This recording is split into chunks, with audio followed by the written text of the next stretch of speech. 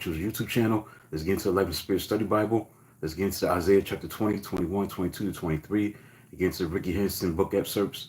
Rickey, the Life and Legend of an American Original, written by Howard Bryan. Book I've been in for a long time.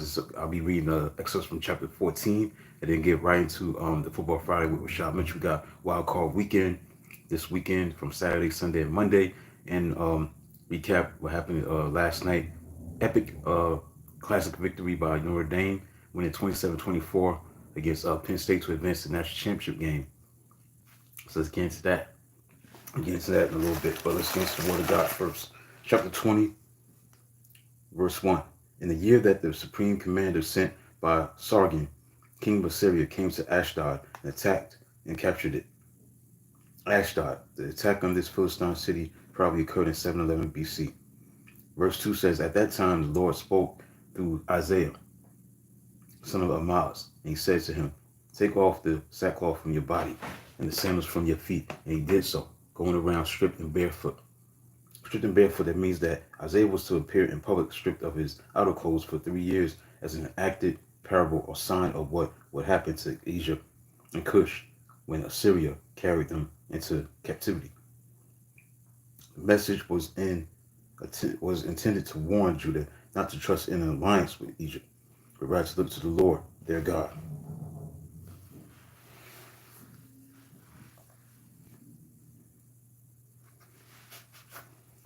So Isaiah may not have been completely naked, but rather stripped to a loincloth. Perhaps he conducted himself in this humiliating manner. Only a portion of each day. Verse 3 says, and the Lord said, this as my servant Isaiah has gone stripped and barefoot for 3 years as a sign important against Egypt and Cush. A sign important. That means Isaiah's obeyed God even though it meant shame and embarrassment to him. For 3 years, if our obedience to God and our separation from ungodly ways are as they should be, then we can also expect at times to suffer reproach, embarrassment, humiliation, righteousness, and persecution. Often go together.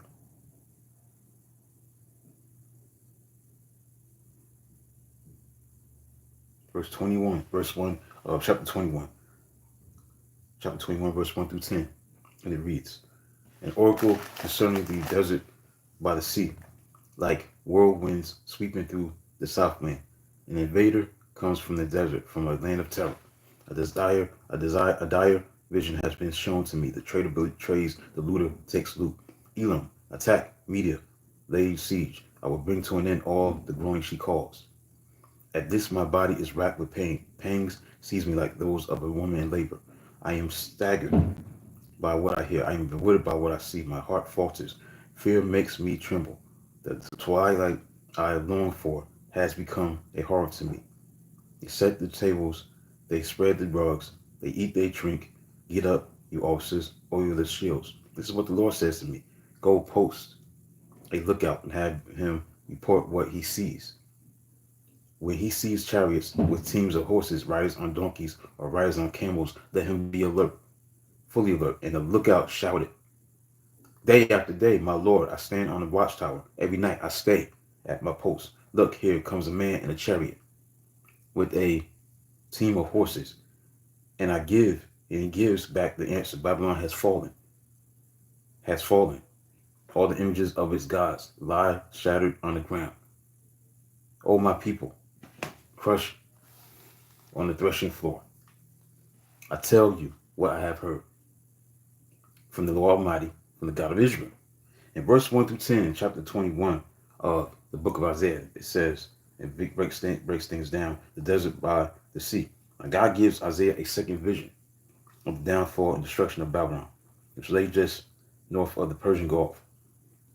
In verse 2, Elam was located cast east of the Tigris River in Babylon, bordered on the north by Media and Assyria, and on the south by the Persian Gulf. The Elamites were allied with the Middle Persian army when Babylon was conquered in 539 BC. The Elamite city of Susa became an important capital of the Persian Empire. Babylon has fallen. That means Babylon, the enemy of God's people, will fall. Its reliance on false gods shattered. It first took place in 689 BC. When Sennacherib smashed their idols, the Apostle John heard the same words in his visions. In Revelation chapter 14, verse 8, and Revelation chapter 18, verse 2. Chapter 2, verse 2 and 1 of chapter 18 of Revelation. Prophesying that the end time Babylon, a symbol of all that opposes Christ, opposes Jesus Christ and his people in this world, will be destroyed. And at that time, Christ will complete the redemption of his people. Believers must pray for the fall and destruction of end time Babylon. All right, verse 11. An oracle concerning Duma. Someone calls me from Seir. Calls to me from Seir. Watchman, what is left of the night? Watchman, what is left of the night? Duma. Duma is an alternate name for Edom, the land of Esau's descendants. Edom was located immediately south of Judah in the Dead Sea.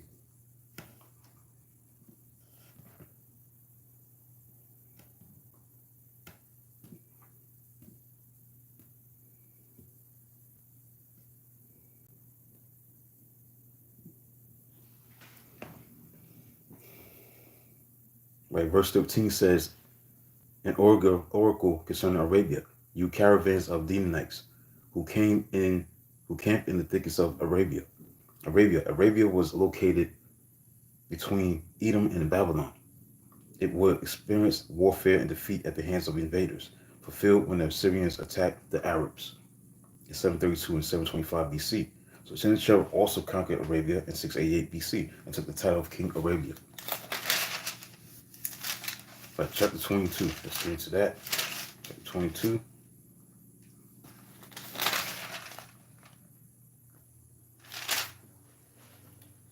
Verse 1, an oracle concerning the valley of vision. What troubles you now that you have all gone up on the roofs?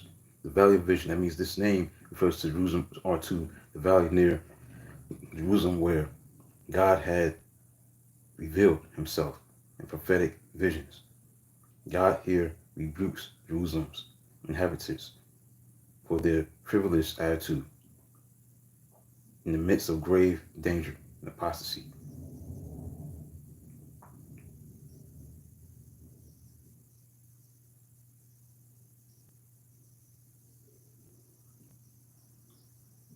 Verse 4.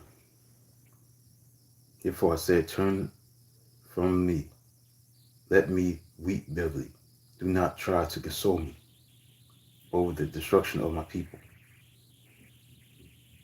Let me weep bitterly. That means Isaiah, a true prophet, felt deeply the tragedy of a fallen, apostate people. God's people were being destroyed. He grieved for them and for his betrayed God. While others were experiencing joy and revelry, the prophet had to share the sorrow of God. Verse 12 and 13. Verse 12 and 13. The Lord Almighty, called you on that day to weep and to wail, to tear out your hair and put on sackcloth. But see, there is joy and revelry, slaughtering of cattle, killing of sheep, eating of meat, drinking of wine. Let us drink, and you say, for tomorrow we die. Called you to weep. That means when God's people compromise with the world and turn away from obeying God in his righteous ways, he calls them to repent, confess their spiritual poverty, seek his face. Christ wants all churches to examine their spiritual state in the light of the New Testament and its standards. Like Isaiah, today's prophet should call for repentance, humility, tears, prayers, and fasting, rather than for frivolity.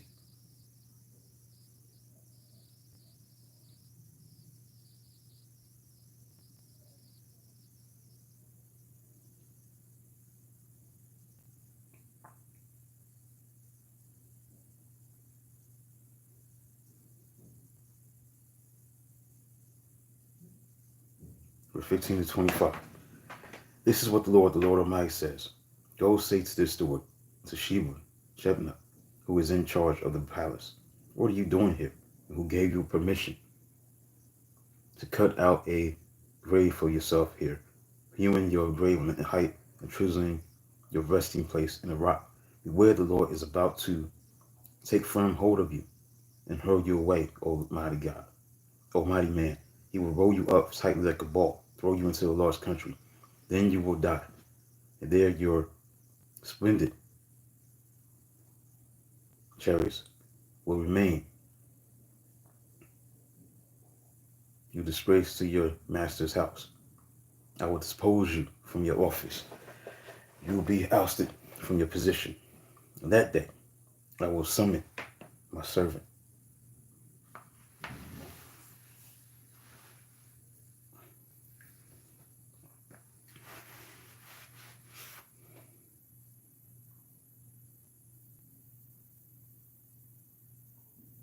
Eliakim, son of Hilkiah, I will clothe him with your robe and fasten your sash around him and hand your authority over to him. He will be a father to those who live in Jerusalem, to the house of Judah. I will place on his shoulder the key to the house of David. What he opens, no one can shut, and what he shuts, no one can open. I will drive him like a peg into a firm place. He will be a seat of honor for the house of his father. All the glory of his family will hang on him, his offspring and offshoots, all his lesser vessels, from the bowls to all the jars. On that day, declares the Lord Almighty, the peg driven into the firm place will give way. It will be sheared off and will fall. And the load hanging on it will be cut. The Lord has spoken.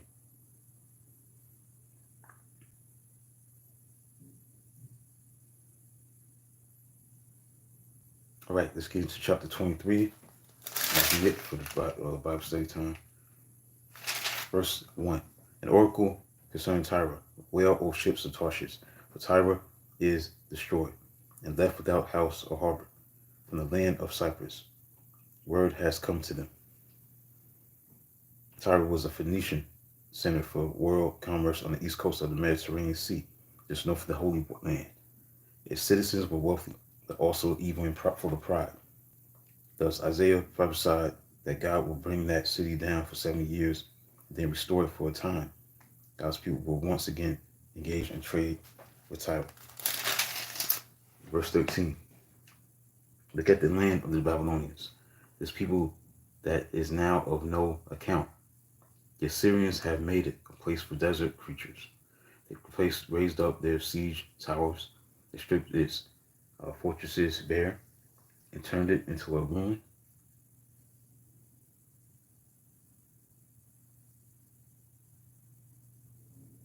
Land of the Babylonians.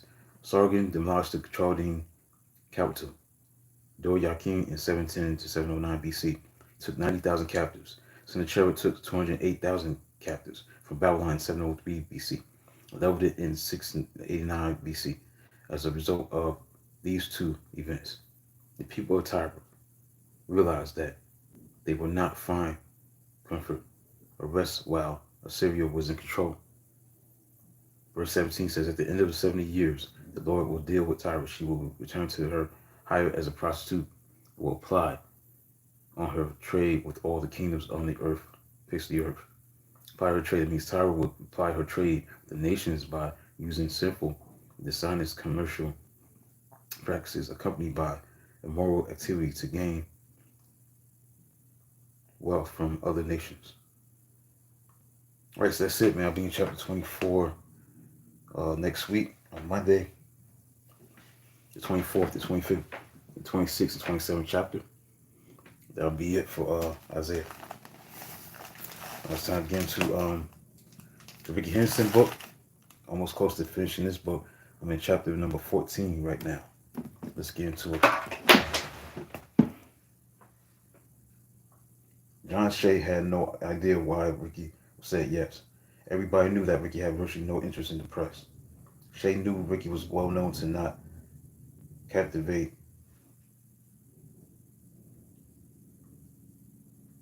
favorites among the writers are attempting to win them over.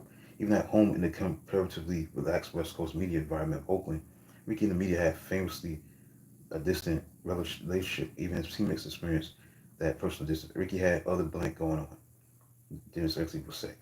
Rickey viewed most reports with either indifference or disdain as being so terrible with names made feeling mutual.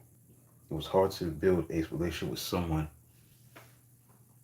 who talked to you every day for years and probably still not know your first name. The one name he knew by heart was that of the Oakland Tribune's Kit Steyer, because he couldn't stand Steyer. The rest invisible.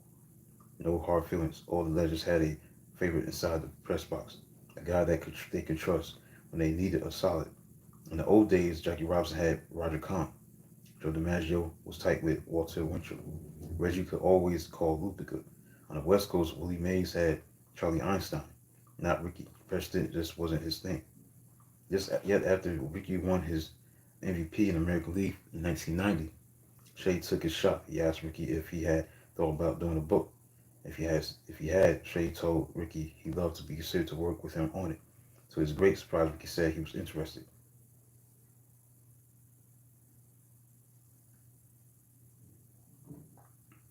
Like I always want to skip around.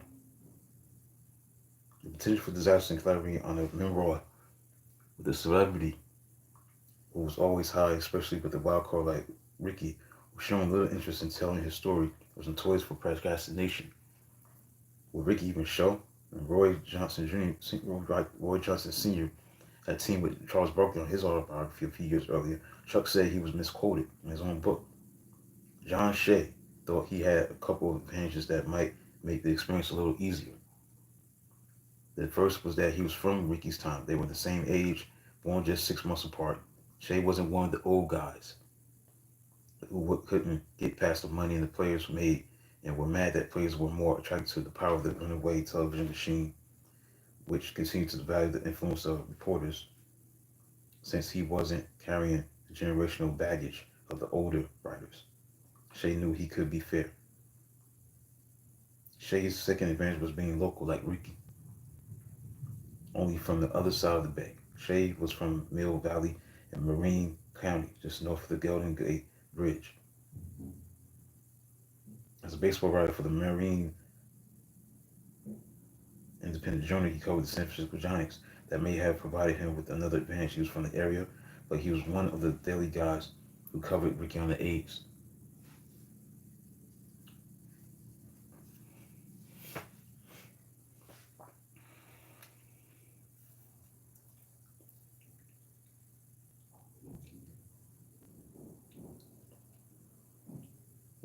All-time stolen base record in sight. Shea thought he'd be collaborating on a memoir of a player who had reached the pinnacle of his ambitions and was now heading for the back nine. Rickey had always said his goal was to be the greatest base stealer who ever lived. Now that he was exactly what he was about to become.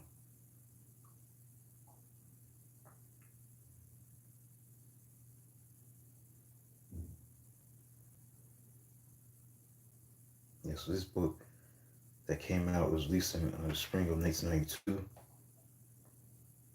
Shea estimated that they spoke weekly for 10 sessions of about 3 hours each. For someone with a reputation for not being punctual, Rickey was not only engaged, Shea found, but rarely canceled.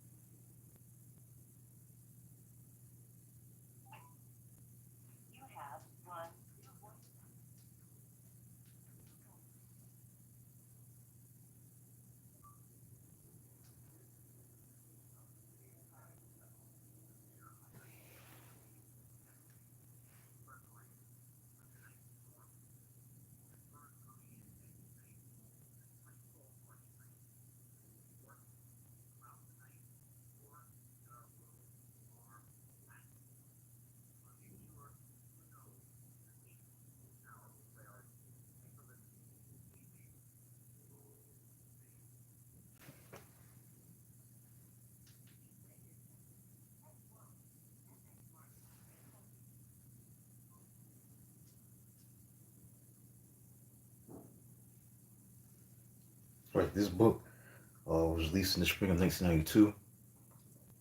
Off Base, Confessions of a Thief. Promotion in the book itself, we focus on the reaction of Rickey, how baseball viewed his flamboyance, how he stood outside of convention, how baseball had cultural problems with his personality, how the sport called him a hot dog as often as it called him by name. Rickey did not stray far from the biographical timeline he had been telling the newspaperman for years. But in the book, he added details about his search to know and locate both his biological father, John Healy, and his stepfather, Paul Henderson. Rickey even expressed through the book a desire to he rarely showed while playing. He wanted to be a better public figure, more affable with the writers, the people who depicted him for the public. As an athlete, he was not a political figure in the mold of Jackie Robinson or Henry Aaron. Without autobiography, I Had a Hammer, Hank Aaron's story had been released a year earlier. It filled up most of the player autobiography space. A fellow Oaklander, Kurt Flood, whose 1971 autobiography, The Way It Is, gave voice to the business of baseball and the weight of being black in a sport led to accept black players. Rickey had played his entire career to that point during the most tumultuous economic period in the game's history. Just 2 years after Elvis Base was published, the game was shut down in the longest strike in North American professional history in sports. Rickey did not frame his tone through the lens of the business of baseball or of race, but he did contextualize his time with frequent mentions of the drug issues in Oakland, the proliferation of drugs had done to the city's youth had promised. Although Off Base was written during the specter of the Reagan-era war on drugs and baseball's cocaine scandals, Rickey did not advocate a political position regarding drug use so much as lament its cause and the damage that it did.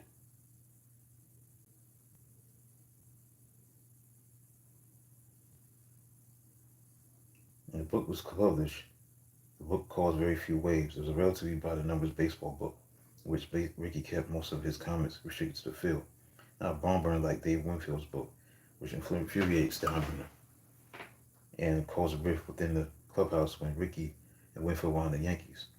The only real issue arose over what Rickey had to say about his nemesis, Bob Boone, the four-time All-Star and seven-time Little Love. Boone was blank that Rickey accused him of reaching to catch a pitch before the batter had a chance to swing as a sly way of getting a chance to throw Rickey out. And Boone read the passage. He wanted a piece of Rickey. Rickey was a great player, but when he said Boone said that was just wrong. I read that where he said I was getting an edge. It was blank. Only problem for the hungry Boone was that he couldn't exact his revenge on Rickey on the field. He had retired the year before.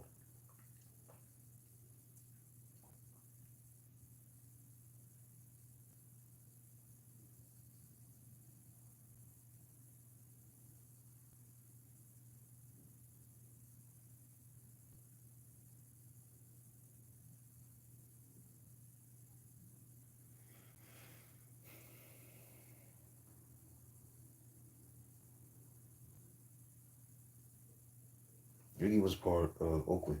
No matter where he wound up, Oakland was in his blood. What Oakland meant to him would never change, but he and the A's had never reconciled the best and worst moment of his career, that 1989 contract.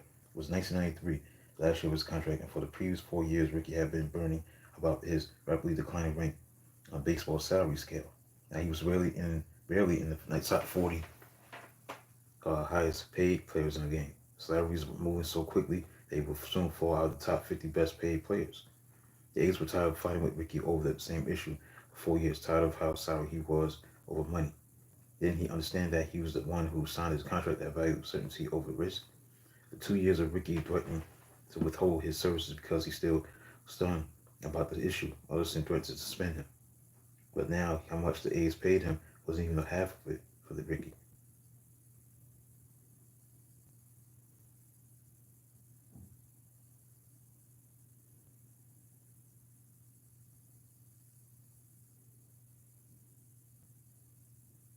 So talks about how he wanted to leave the team.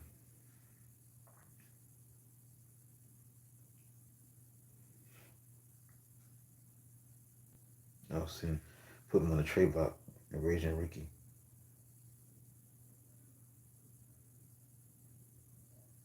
Some of the A's players were running out of patience. Connie Benson finally got tired of Rickey showing to a fist fight on the team plane.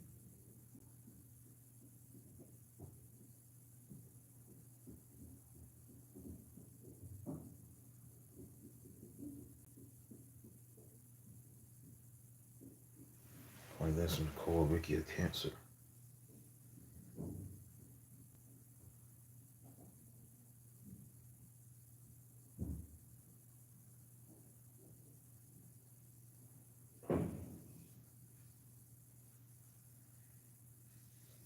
Rickey may have produced his greatest years under Lucia, but Tony and Rickey were a relationship of convenience and tolerance.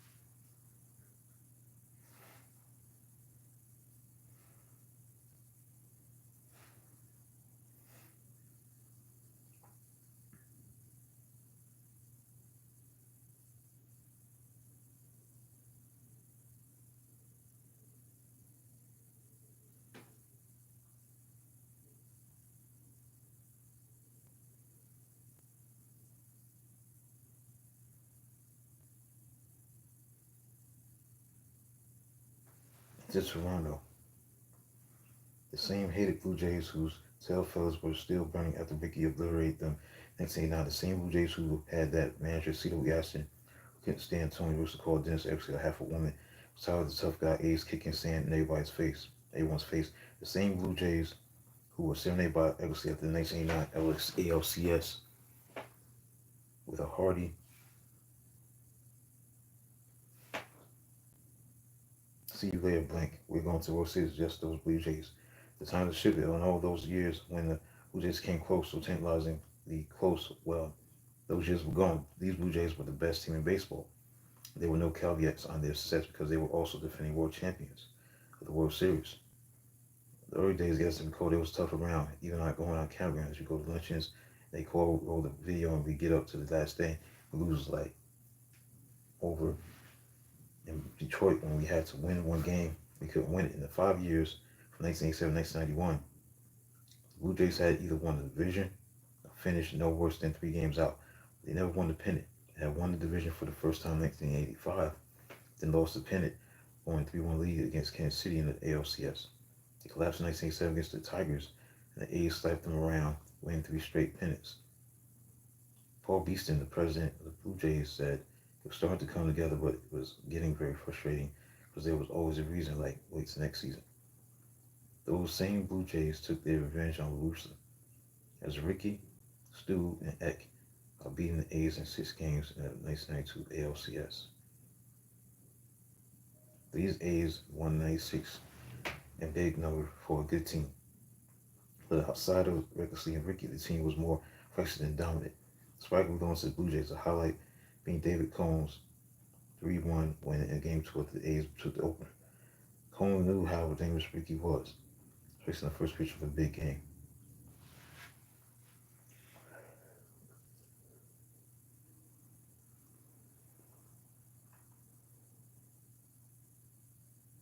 Cohn knew how dangerous Rickey was, especially in the first pitch of a big game. I struck Rickey out on 3 pitches to start the game. First time I ever started the game with the first pitch. Sorry, because it was Rickey. And threatening in the 5th, he struck Rickey out again. Pitches in his clutch. Rickey was human this time. Made 3 errors in the series. In the deciding 6th game, Rickey dropped a 5-ball that headed to a 2-run homer by Joe Carter. See the guys revenge on the Russo. They did try to intimidate us, but I'm the kind of person who would go right back, try to intimidate them. Tony and I would stand and talk the whole batting practice, and one thing I would say to Tony before I left, hey, listen, we're gonna pitch inside. If you guys want to pitch inside, that's fine. If you want to fight, we'll be right here. He shook his head and said, okay, I got it. We're trailing 2-1 in games. The A's led 5-1 in Game 4. Then took a left hook and never survived the 10 count. After Roberto Alomar hit a game-tying homer off of Eckersley in the 9th, and Toronto won it in 11, finishing the series. The Blue Jays went on to win their first World Series. Dave Winfield with the title-winning 2-run double. They got me. Eckersley said of the Alomar homer. That was the season when he won the AL Cy Young and the MVP. Boy, did they ever get me back. That was worse. One was Hurst than Gibson. It was these Blue Jays who, fresh off the first World Series championship, punched the Yankees in the gut again by signing Stewart as a free agent in the winter 1992. Same Blue Jays who had for years this championship piece together now finally have secured the trophy. Those Blue Jays. The reality, of course, was that the A's dynasty was dead anyway, by age and the fatigue of holding on to so much resentment. The team would never again be as good as it was in 1990. It never recovered from giving Jose Canseco that mega contract, all its ripple effects. It never recovered from getting swept by the Reds in 1990 World Series. The back years for Canseco was never the same player.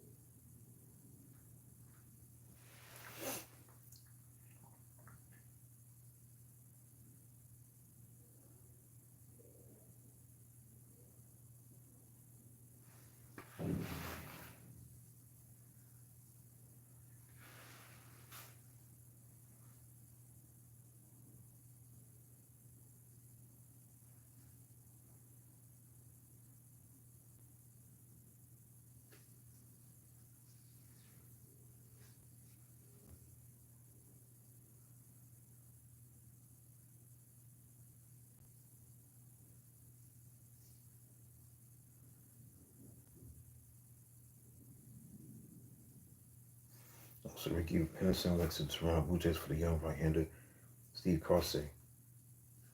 So he's back in the pennant race on a team that was literally all fame team. Adam Lahr was at second. Then you had Paul Molitor as a DH. Rickey in the left field. Juan Guzman was the hard thrower, the ace of the staff. Then the fourth and fifth stars was Dave Stewart and Jack Morris, two of the great competitors of their time. So every Blue Jay in the starting lineup had made the All-Star team before. But Rickey didn't do much in Toronto. He injured his wrist, hit just 215 44 games. But still, Rickey, 215 came with a 356 batting average. I told you, yeah, got frostbite.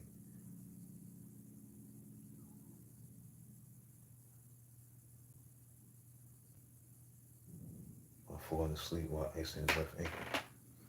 He missed 3 games. He stole 22 games.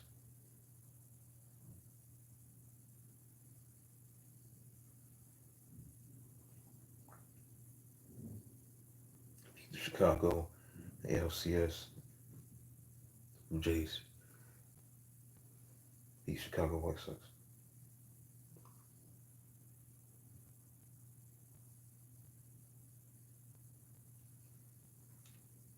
Rickey only had hit 170 in the series, but he was where he needed to be. Think of a wild game 4. This is a World Series. As the Jays came back from a 14-9 deficit, and Rickey hit a 2-out, 2-run single, aided the victorious 15-4, 14 comeback. The clincher, Rickey led off the ninth with a walk. That's when Joe Carter hit a home run, 3-run homer.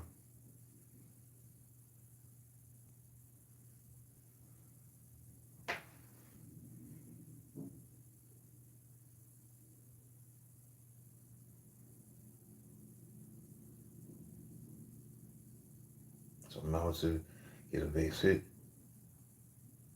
So you got Molitor and Rickey on base, and then Carter hits the home run.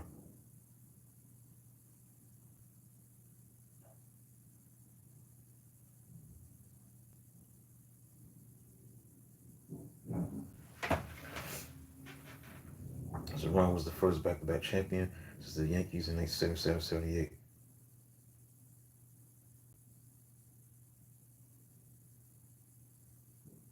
So Rickey has won his second championship.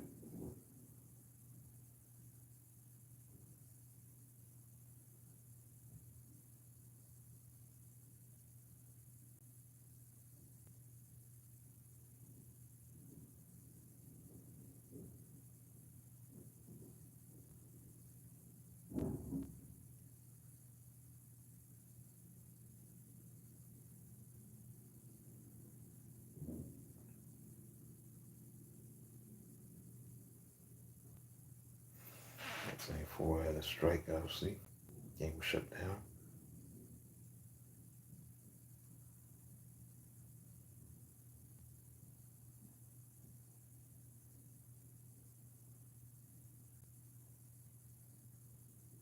And that's it for this chapter. So let's move on to being book 3, chapter 15 on Monday. So that's it for that. Let's get to the Football Friday with Rashad Mitchell. It was a great game last night between Notre Dame and Penn State. That was a classic. That was a classic game. As Notre Dame is in the national championship game, as it beat Penn State by a score of 27-24. A game-winning field goal by Mitch Jeter. Big-time field goal with high pressure. In that scenario, he was able to knock it down with all that pressure on him. And he was able to win. So give him credit. Last night, that was a big-time game. Big-time performance. Notre Dame had to come back from a 10-0 deficit. He was down 10-0. They was able to come back and win that game. This is a grinding team. They just know how to be optimistic. 41-yard field goal by Mitch Jeter to make it 27-24. Strong run by Jeremiah Love. Couldn't be taken down. That was a big one.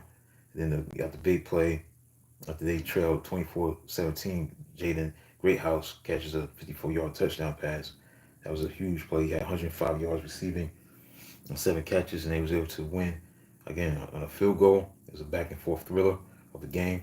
So give credit to Notre Dame. They await the winner of Ohio State and Texas. I think Ohio State is going to win that game. So we got Ohio State and Notre Dame national championship game. So Ohio State plays tonight in the Cotton Bowl at 7:30 at the bottom of the hour. I'm going with Ohio State. Ohio State and Notre Dame in the national championship game. Right, so let's get into the NFL. Last week, season ended. The regular season is over. The only thing that stands out is give credit to the Detroit Lions. That was the best game of the week. They won 31-9, keeping Minnesota out of the field goal. And field goals. There's 3 field goals. That's all they got because their defense was great, especially in the red zone. They were 0 for 4. A great game by Jahmyr Gibbs. He ran for 139 yards, 23 carries, 3 rushing touchdowns, including a touchdown catch. So he's just very dynamic in that way. But what's impressive is that the way they played defense, man. They held Sam Darnold, maybe his worst game of the year. 18 of 41, 166 yards, no touchdowns. Jefferson only had 3 catches for 54 yards, so he did a great job. So Detroit is the #1 seed. Everything goes to Detroit, so they're going to try to get to that Super Bowl first time in franchise history. So that's the narrative with that. So look at the games for this week. The Chargers and the Houston Texans. This is going to be a big-time game. I got the Chargers in this game. I just think the experience, the coach that they got, and Harbaugh know how to turn things around. So make the difference. Justin Herbert's playing very well. Only thrown 3 interceptions during the regular season. So he's definitely taking care of the football. So keep your eyes on that. 23 touchdowns, 3 interceptions. But I like the Chargers in this game. I think they're going to get it down the road. And plus, another thing that's interesting about the Chargers is that they're great in scoring defense. For the first time since 1963, they've led the league in scoring defense. That's a long time ago. They led the league in scoring defense for the first time since 1963. They're only allowing 17.7 points a game. So I think they're going to get after C.J. Stroud. So I got the Chargers win that game. And then tomorrow night, you got the Steelers and the Ravens. I got the Steelers win this game. I got the Baltimore Ravens win this game. I think it's all about Baltimore. The Steelers are willing. They have not played well against good competition in that month of December. Last month, where it be the Eagles. They were poor against the Eagles. They were bad against Kansas City. They were bad against the Ravens. So I just don't think this team is that good. I think the Ravens are going to handle their business and win the game. Simple as that. They're going to have a lot of dose of Henry that they can't stop the Steelers on defense. I think the playmaking ability of Jackson will be too much to handle, even though they don't have Zay Flowers because he's out. He's hurt. I think they're going to have enough on offense to get it done. So I the chances. So I love Baltimore to win this game. Then Sunday's game, you got a triple header. I got the Buffalo Bills over the Broncos. I think the Broncos had a great season, but Bills are going to be tough to deal with, so I'm going Buffalo to win this game. The best game of the weekend may be the Packers and the Eagles. I think the Eagles are going to win this game. I think they're ready. The question is, will Jalen Hurts be playing at a high level, despite him coming from the concussion protocol that he's been dealing with the last couple of weeks? Will he be sharp? How will he be playing in his magnitude of this matchup? So we'll see what happens with that. So I'm going with the Eagles. And I got the Buccaneers over the Commanders. I think Mayfield and Mike Evans are going to have a great game between each other. It's like the Buccaneers and the Vikings and the Rams. I like the Rams over the Vikings. This game is going to be moved to Arizona due to the wildfires in Los Angeles. So all the best to the people in LA. So I got the Rams winning that game. Experienced head coach. Sean McVay won Super Bowl. Matthew Stafford. I got to take him, obviously, over Sam Darnold. So I got the Rams winning that game. So those are the wild card weekend. The playoffs are here. It's going to be excellent to watch. See who's going to make that trip to Super Bowl 59 in New Orleans. So that's it for that. So my time is up.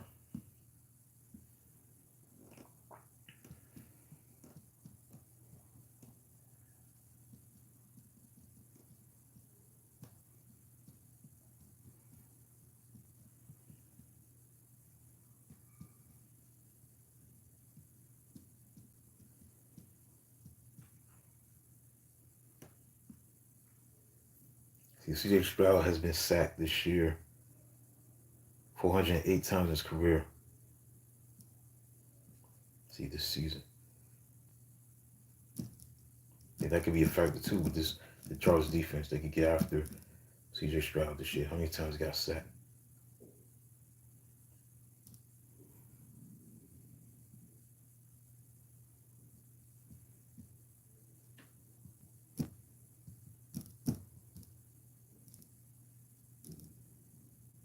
"52 times he was sacked." Yeah, he was sacked 52 times. Or during the 2023 regular season. But what about this season?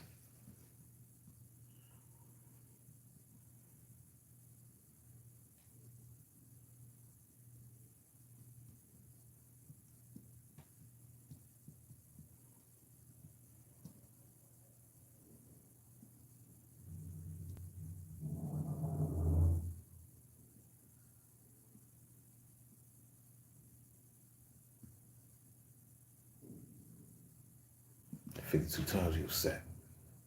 Okay. He was sacked 52 times this season. 2024.